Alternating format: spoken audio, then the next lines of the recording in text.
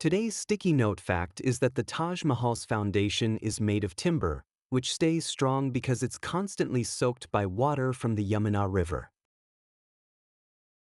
The Taj Mahal's foundation is built on wooden supports, which would normally rot over time.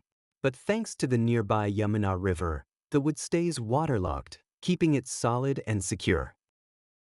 Fun fact: the entire Taj Mahal changes color depending on the time of day, thanks to the reflection of sunlight on its white marble.